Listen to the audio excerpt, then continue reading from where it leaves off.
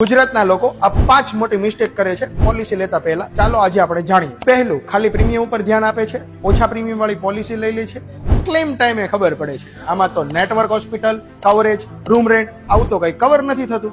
Second, employer policy પર ભરોસો. ઘણા લોકો એવું સમજે છે જોબમાંથી કે કંપનીમાંથી જે કવર આપે છે એટલું ઇનફ છે, પણ નહીં.